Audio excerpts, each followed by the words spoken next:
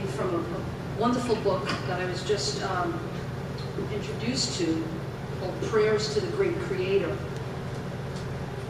And it's by Julia Cameron, the writer of The Artist's Way.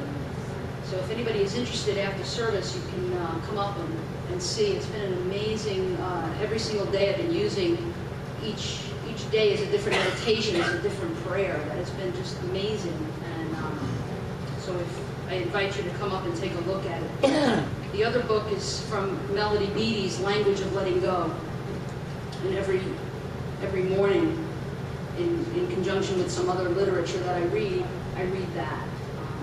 And it really has to do with relationships with others and letting go of certain things, certain expectations, which is going to be a little bit about what my message is today. Breaking free from the chains of grief. Are you in? Yeah. Misery. Yeah. Are you in? And fear. And so grief and misery and fear, I think, kind of coincide with time and space in our linear time. So, like, past, grief. Present, misery. Future, fear. Now, I know that sometimes we hear, like, be in the now, be in the present. Peace lies in the present moment. But for some of us, the present lies misery. And that misery is either depression or anger. So I thought that maybe we would talk about these three emotions that sometimes entangle us, whether it be grief in the form of loss of things that no longer exist in our lives, people, places, things, circumstances, situations, our beautiful skin as a young person. The young people can't relate. Some of us can relate. It's like, oh my goodness, what is that? But now there's Photoshop. So when you put a picture on Facebook, you can, take care of all of that stuff. But when I think about grief from the past, I think about two things: loss, grief over loss, something that's changed, and also resentment. Recently, a very, very good friend has moved. And it's been a big loss. It's a big loss. Now, it's not like this person is gone forever. It's not like when somebody dies. When somebody dies, or they're out of your life forever, and that's it, and the door is closed. Even that is even like harder to swallow and harder to bear. But I don't know about you guys, but I don't like any kind of change. Can you relate? I don't like losing anything. The other day I lost my wallet for about, what was it, 5 minutes, 10 minutes? I was going crazy. I immediately go to the projection of all of the things that I'm gonna have to do, and all of the loss, and all of the, what am I gonna, and the attachment that I have to things, and the attachment that I have to people, and places, and situations. Because I keep forgetting, I have this like forgetter thing here installed, that this human existence is not permanent. That none of it is permanent. So like if we fast forward the tape, I don't know, 1,000 years from now, maybe even 100 years from now, we won't be here. And so if we had this room and we did lapse photography, most of us would disappear. So would that mean that we didn't exist? Would that mean that we weren't real? Would that mean that the interactions that we have with each other and the love and the bond that we have with each other isn't real? Of course not. But this flesh and these molecules and the scientists in the room, I think there's like 3 or 4 of them in the room, would attest to the fact that molecules have space between them, right? All of the molecules, and all of the atoms. And I'm not a scientist. My PhD is in social work. So I don't understand some of the quantum physics stuff, but Chris is always telling me about it and explaining it to me like I'm a 2-year-old.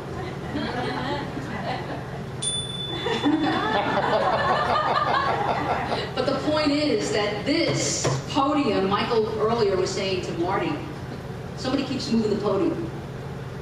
And it's kind of in line, it's supposed to stay right here. But this podium isn't quite real. Because the only thing that is real is something that remains forever, unchanging, undying. Never with a beginning and never with an end. That's what forever is. That's what real is. So that everything here is unreal. I don't want to get into it too much because the philosophers start salivating, but the other people in the room are like, I don't know what she's talking about. I hate when she starts talking like this. What I do know is that the Buddhists tell us that all of our suffering lies in the notion that the things like people, places, and things never change, are always going to be with us. That the Buddhists and the Hindus alike talk about craving and clinging, that we crave for the things that we want, things, money, jobs, schedule, homes, pools, friends, things to do, things to entertain us. Sometimes we even chase after happiness like an elusive butterfly.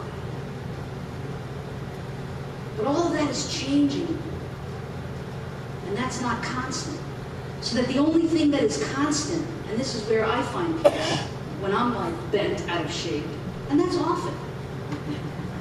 It truly is.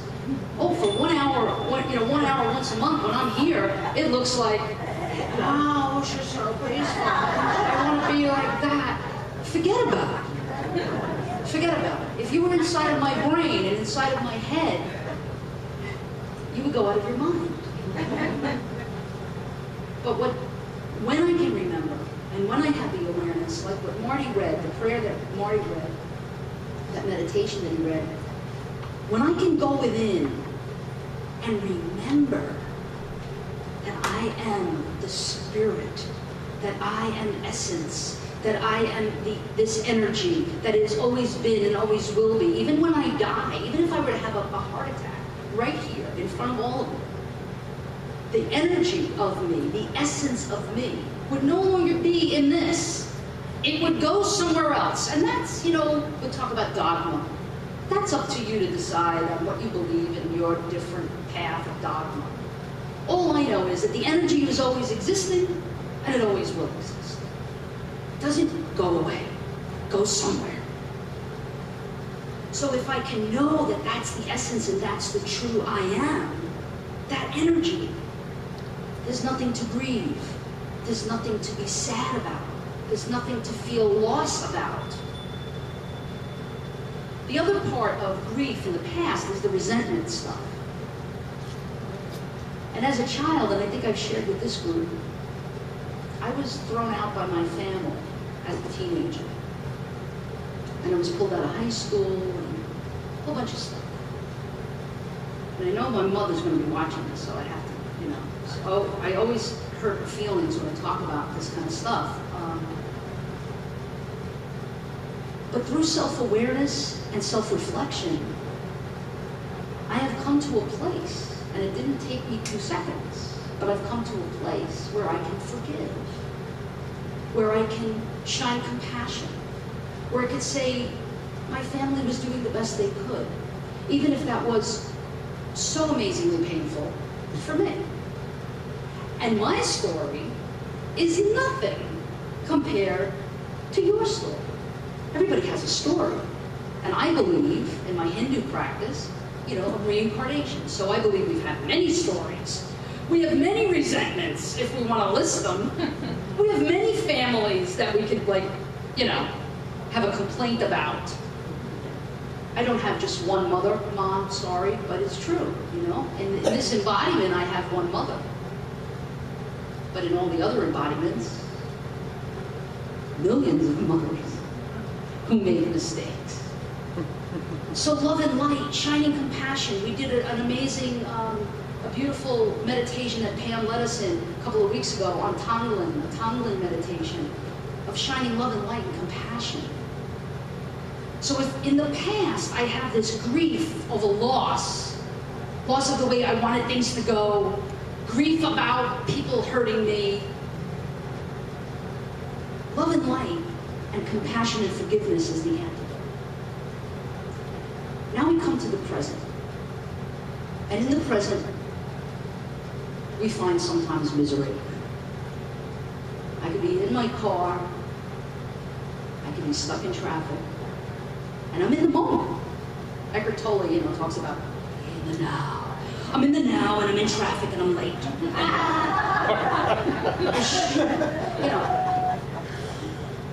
And I'm angry. Or I'm in my bed.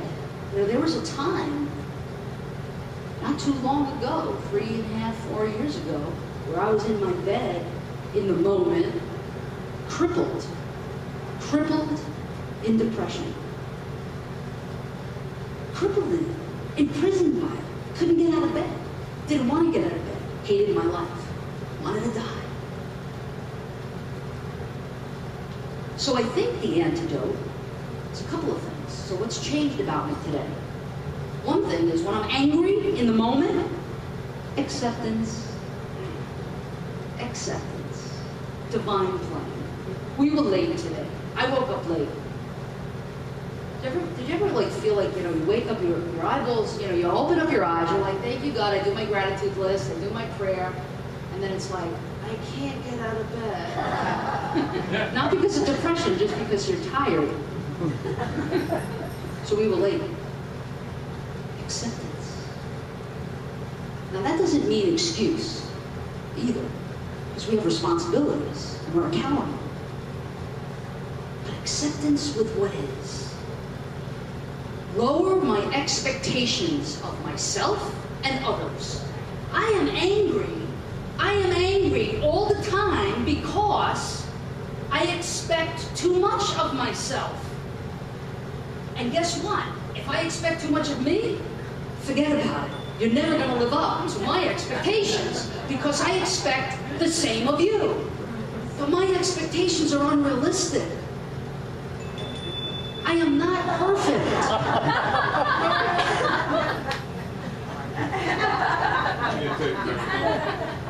Gotta take that away from her right now. Every time she leaves at home, I'm like, it's so good. I'm kidding.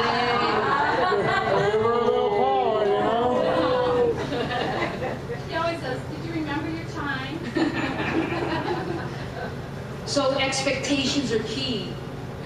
Because when I expect, I'm disappointed. It's never the way I want it to be. And I believe that what Eckhart Tolle is talking about when he says to be in the now and be in the present moment is to remember the essence. Remember who I really am. I am not this Toyota Prius driving. I am not even Grace driving the Prius. I am the essence of the I am. I am the essence of the divine, which is untouched, undying, never changing, always in what the Hindus say, Sat Chit Ananda. Sat, always existent. Chit, knowledge, divine intelligence, and bliss, Ananda, joy. Joy, everlasting joy. Not joy because things are going my way joy. No. Things are really bad and I have joy. That's the key to living in the present moment. And the Buddhists talk about conquering anger by love. Shining love. Sometimes I'll be doing the prayer beads, and I like to do my it's called japa. So it's the prayer beads, and I like to do the prayer beads in the car, because I'm a multitasker. I need to learn about meditation more, you know, and being still. But, okay, so I'm doing my job in the car and somebody will cut me off. And then immediately my one eyeball will go, annoyed look, Japa? You know what I mean? So the Buddhists say, conquer anger by love. The Jains talk about subverting anger through forgiveness. The Hindu scriptures say, why do you get angry at someone? What are you going to gain by it? Your physical anger brings dishonor on yourself, and your mental anger disturbs your thinking. How can the fire in your house burn the neighbor's house without engulfing your own? It also reminds me of the one about lighting yourself on fire and hoping the smoke bothers your neighbor. So the past is about grief, loss, resentment. The antidote is to shine forgiveness and acceptance and compassion. In the present, misery lies if you allow it. Again, acceptance, lower expectations. Remember who you really are, the essence of who you are. And in the future lies my favorite, fear. Fear. Faculty meeting this week. Guy says, the chair says, so all of you who think that you're going to continue to receive classes every 5 weeks, that's not going to happen anymore. I lost all the blood left my body.